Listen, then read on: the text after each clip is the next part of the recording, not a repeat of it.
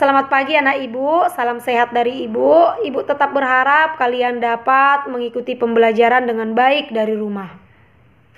Nah, sekarang kita masuk materi yang baru, yaitu teks anekdot. Sebelumnya, ibu sudah menjelaskan berbagai jenis teks kepada kalian. Nah, untuk apa nak kita belajar berbagai jenis teks? Tujuannya adalah agar kita mampu membedakan jenis teks yang satu dengan jenis teks yang lain. Kita juga mampu mengidentifikasi ciri-ciri yang terdapat di dalam setiap jenis teks. Dan yang paling penting, kita mampu menciptakan jenis-jenis setiap teks. Nah, sekarang kita masuk pada teks yang baru, yaitu teks anekdot. Teks anekdot itu adalah suatu jenis teks yang berisi cerita lucu, singkat, yang digunakan untuk menyampaikan sindiran, kritikan terhadap orang-orang tertentu. Tetapi di dalam teks anekdot, ceritanya diplesetkan nak. Kalau dikatakan diplesetkan, berarti ceritanya dimodifikasi, dibuat menjadi cerita yang lucu. Tapi tetap ingat, tujuannya menyindir, menyampaikan kritikan. Teks anekdot itu adalah suatu teks yang diangkat dari kisah nyata nak.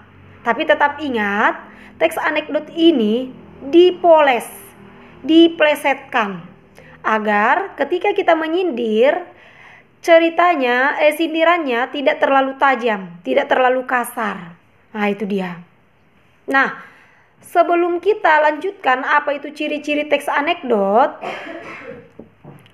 apa-apa saja yang terdapat di dalam teks anekdot, lebih baik kita mendengarkan suatu contoh teks anekdot. Dari contoh ini, baru kita bisa mengidentifikasi lebih gampang apa-apa saja yang terdapat di dalam teks anekdot. Dengarkan baik-baik nak. Ada dua orang yang sedang berjalan kaki nak. Ketika mereka berjalan kaki menuju suatu tempat, di tengah jalan mereka berbincang-bincang. Si A bertanya kepada si B, "Coy, kamu merokok?" "Iya, saya merokok." "Is, kamu merokok? Ngapain kamu merokok? Rokok itu kan mahal, coy." "Is, gak usah lah kamu merokok, coy." Cemana lah sudah sempat."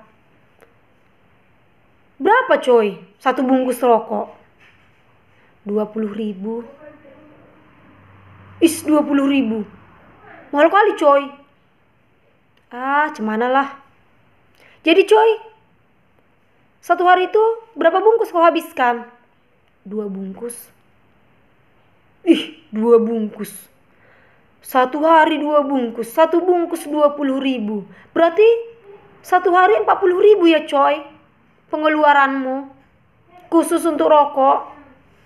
"Is, gak usah lah kau merokok, coy. Banyak kali lah pengeluaran kau itu." 40.000 satu hari. 2 hari 80.000. Ih, mahal kali. Satu minggu jadi berapa itu, coy? Coba kau kalikan. Berapa? Kalikan aja lah di situ. Ih, kalau tidak salah 280.000 itu satu minggu. 280 satu minggu. Kalau satu bulan? Kalau 1 tahun? Kalau 10 tahun? Waduh, gak usah lah kau merokok, coy, katanya. Coba ya, coy, kalau kita kali-kalikan ya, satu hari 40.000, satu minggu sekian, satu bulan sekian, 1 tahun sekian. Kalau 10 tahun, coy, wih, pasti ratusan juta, coy. Gak usah kau merokok, coy. Coba ya, kalau kamu tidak merokok, pasti kamu bisa beli mobil. Pasti kita tidak jalan kaki lagi, coy. Gak usah kamu merokok ya. Capek lah dia nak mengkali-kalikan pengeluaran si kawan ini nak. Pusing kepalanya nak. Ngoceh dia sepanjang jalan nak. Menyarankan agar temannya tidak merokok. Tapi tahu tidak nak, temannya balik bertanya, "Kamu merokok?" "Ya enggak lah, coy. Ngapain saya merokok?" "Terus kamu punya mobil?" Dia terdiam nak. "Terus kamu punya rumah?" Karena dia memang tidak punya rumah nak. Nah, dari cerita ini, Nak, dari cerita ini kita bisa mengetahui kalau anekdot itu berisi sindiran. Sindiran yang terdapat di dalam anekdot yang ibu buat ini, Nak, anekdot yang sederhana ini, sindirannya adalah kita hanya suka mengalih-alihkan pendapatan orang. Kita hanya suka mengoreksi orang lain tanpa mengoreksi diri sendiri. Kita hanya suka melihat kesalahan orang lain, tapi ternyata kesalahan kita lebih parah.